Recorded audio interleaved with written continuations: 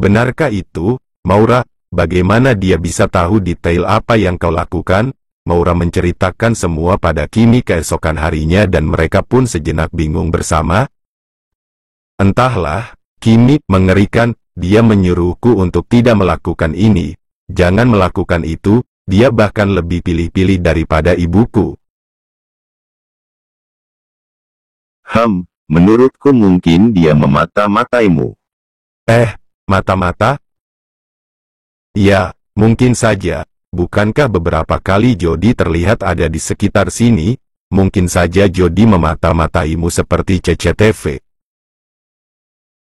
Petik 2. Belum selesai Kimi berbicara, tapi mendadak mereka sudah terdiam saat menyadari sesuatu. Sontak Maura dan Kimi pun menoleh ke arah CCTV terpasang dan mereka pun saling menatap. Astaga, pasti dia mengawasiku dari CCTV, Kimi. Kau benar, Maura? Dan aku merasa seperti di penjara sekarang. Ya ampun, mengapa dia harus melakukannya? Menyebalkan sekali. Maura terus mengomel namun Kimi malah mendadak mengulum senyumnya. Hei, Maura, kurasa memang benar kalau dia sudah jatuh cinta padamu. Kalau pria tidak suka, dia tidak akan menghabiskan waktunya untuk mengawasimu. Oh, ini benar-benar seperti drama di mana CEO akhirnya jatuh cinta pada karyawannya. Kau beruntung sekali, Maura, seru Kimi gemas. Jangan halu, Kimi, dia hanya tidak rela aku bekerja dengan tenang, Kimi. Ceka, percaya saja padaku, Maura, lagi pula apa salahnya suami jatuh cinta pada istrinya? Maura langsung memutar bola matanya kesal saat tiba-tiba mengingat dirinya yang ditinggalkan di ranjang hanya karena telepon dari Skila. Tidak salah, hanya saja aku tidak mau halu. Kalau dia mendekati aku pun itu berarti karena nafsu. Di mana-mana pria itu sama, dan jangan lupa kalau dia masih punya Skila. Ya ampun, kau juga terlihat seperti orang yang sedang cemburu saat menyebut nama Skila. Katakan apa kau juga sudah jatuh cinta padanya, hah? Hei, yang benar saja. Mana ada hal seperti itu? Haha, sungguh tidak apa jatuh cinta pada suami sendiri. Maura, tidak usah malu. Tapi mari kita membuktikan sesuatu dulu. Membuktikan apa? Tunggu sebentar. Kimi pun mendadak pergi menjauh dan entah apa yang Kimi katakan pada Nuno, karyawan pria yang memang dekat dengan mereka. Nuno pun terlihat mengangguk mengerti dan langsung menghampiri Maura lalu duduk di samping Maura. Dan benar saja, Dylan yang masih mengawasi Maura dari CCTV pun langsung menegang. Tadinya Dylan masih rapat kecil bersama Jody seperti biasa dan mereka masih membahas hal yang penting saat tiba-tiba Dylan melirik laptopnya yang sepanjang hari menampilkan CCTV di ruang kerja Maura. Sontak Dylan menghentikan semua aktivitasnya saat melihat lagi-lagi karyawan pria yang sama sudah duduk di samping Maura dan tertawa bersamanya. Sial, apa yang dilakukan pria sialan itu? Dia tidak berhenti mendekati Maura. Apa dia sudah bosan bekerja di sini? Hah? Dengan cepat Dylan pun beranjak bangkit dari kursinya dan melangkah ke pintu. Jody sendiri yang ditinggalkan pun nampak bingung. Bos, kita belum selesai. Kau mau kemana, bos? Namun Dylan tidak menanggapinya lagi dan terus melangkah ke ruang kerja Maura. Maura sendiri masih mengobrol dan tertawa bersama Nuno sambil membicarakan tentang pekerjaan mereka saat tiba-tiba suara Dylan terdengar di sana. Apa yang kau lakukan di meja kerja Maura? Kau punya meja kerja sendiri kan? Pak Dylan. Sapa Nuno. Aku hanya. Kembalilah ke mejamu dan Maura, ikut aku ke ruanganku. Tita Dylan sebelum Dylan pergi begitu saja. Kimi langsung terkikik sendiri sedangkan Maura langsung menggeram gemas pada sahabatnya itu. Maura pun dengan cepat mengikuti Dylan ke ruang kerjanya dan Maura kembali diomeli di sana. Ini sudah yang kesekian kalinya, Maura katakan kali ini kau menggodanya atau dia menggodamu, sembur Dylan tanpa basa-basi. Siapa maksudmu, Nuno? Aku tidak peduli siapa namanya, dia tidak penting sampai aku harus mengingat namanya, jadi kau atau dia duluan yang mulai menggoda. Hah? Aku tidak menggodanya, berarti dia menggodamu kan? Aku akan memecatnya. Tunggu, mengapa kau main pecat saja? Dia juga tidak menggodaku, kami rekan kerja, tentu saja kami akan sering membicarakan tentang pekerjaan bersama. Tapi tidak harus sedekat itu, lain kali kalau mau membicarakan tentang pekerjaan, ajak Kimi juga, kau tidak boleh hanya berduaan dengan pria lain selain aku. Apa kau mengerti, Maura? Maura langsung mengerjapkan mata mendengarnya. Itu. Bagaimana kau bisa tahu kalau aku sedang berdua bersamanya? Apa kau mengawasiku dari CCTV? Mengapa kau melakukannya? Apa kau menyukaiku dan cemburu saat melihat pria lain mendekatiku? Seru Maura absurd.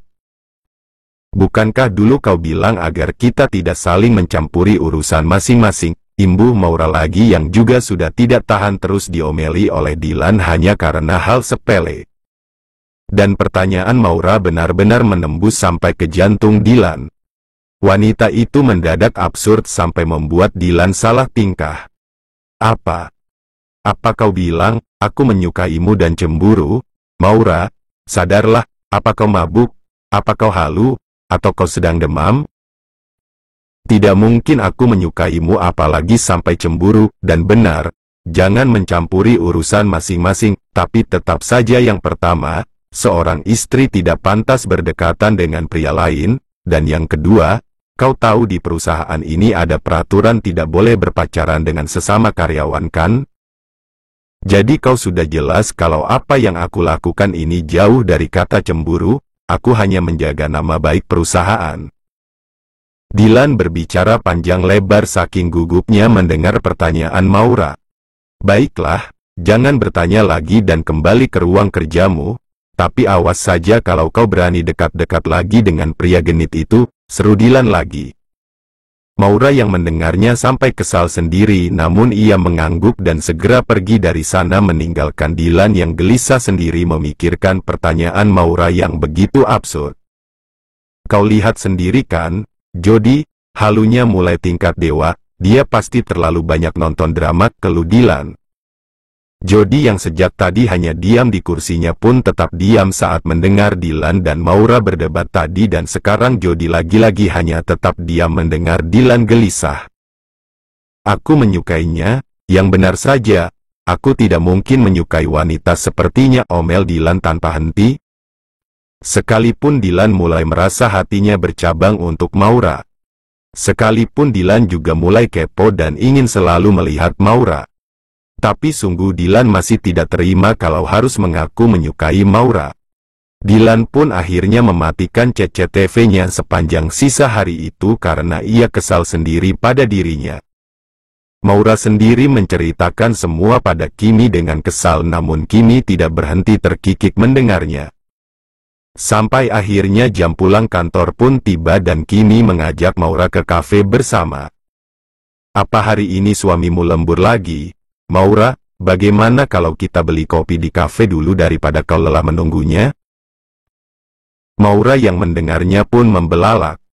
Ses, keras sekali, Kimi, jangan menyebut seperti itu lagi. Haha, baiklah, maafkan aku, tapi ayo ke kafe, ajak Kimi lagi. Ceka, baiklah, aku juga sudah bosan menunggunya sampai malam setiap hari. Maura dan Kimi pun akhirnya pergi bersama ke sebuah kafe kopi yang terletak tidak jauh dari kantor. Kafenya merupakan kafe yang cukup mewah dan saat mereka sedang menunggu di sana, mendadak seorang wanita pun menyapa mereka. Hei, kau Maura kan? Sontak Maura dan Kimi pun menoleh ke arah seorang wanita bernama Delia yang merupakan teman kuliah Maura sejak zaman kuliah awal sampai pertengahan. Hanya saja menjelang akhir semester, Delia pindah ke luar negeri sampai Maura pun cukup lama tidak pernah melihatnya lagi. Kau, Delia, sapa Maura yang tidak menyangka bisa bertemu Delia lagi. Ya, kita sudah lama tidak bertemu. Maura, bagaimana kabarmu? Kau Kimi kan, kalian masih bersama rupanya? Delia nampak menatap Maura dan Kimi dari atas sampai bawah dan Maura pun merasa risih dibuatnya. Delia sendiri memang dari dulu adalah anak orang kaya dan penampilannya memang selalu modis, sedangkan Maura hanya anak yang kuliah dengan full beasiswa dan penampilannya sangat biasa. Begitu juga dengan Kimi yang berasal dari keluarga yang biasa saja. Orang tua Kimi memang bisa membayar kuliah Kimi, tapi Kimi juga ikut bekerja part-time bersama Maura untuk menambah uang jajan. Pertemuan pertama Maura dan Delia dulu terjadi. Maura pernah tanpa sengaja menyipratkan genangan air ke kaki Delia saat Maura naik motor bututnya. Dan sejak saat itu, Delia tidak pernah berhenti membuli Maura. Ya, kami teman baik, Delia. Tapi kau terlihat hebat sekarang, seru Maura sambil tersenyum. Bagi Maura, masalah yang sudah berlalu biarlah menjadi masa lalu dan sekarang Maura ingin berteman dengan semuanya. Namun sepertinya Delia tidak berpikiran yang sama dengannya. Ya, tentu saja aku hebat, kehidupanku luar biasa hebat. Lihat di luar yang berwarna merah itu mobilku, aku membantu ayahku di perusahaan dan lihat, aku baru saja dilamar. Delia memperlihatkan cincin dengan berlian besar di jarinya sampai Maura dan Kimi pun melotot dibuatnya. Ya, walaupun aku tidak bercita-cita menikah muda, tapi siapa yang bisa menolak anak sultan? Dia anak pemilik hotel mewah di beberapa negara dan dia tergila-gila padaku. Tapi kau sendiri bagaimana, Maura? Bukankah kau anak yang sangat pintar sampai kuliah dengan full beasiswa? Apakah kepintaranmu sudah membuatmu kaya? Penampilanmu saja masih seperti itu? Delia kembali menatap Maura dengan tatapan mencemooh sampai Maura pun tegang sendiri. Itu. Pesanan kita sudah selesai. Maura permisi. Delia, kami harus kembali ke kantor karena kami sedang lembur, seru Kimi yang sebenarnya bermaksud untuk mengajak Maura segera pergi dari sana.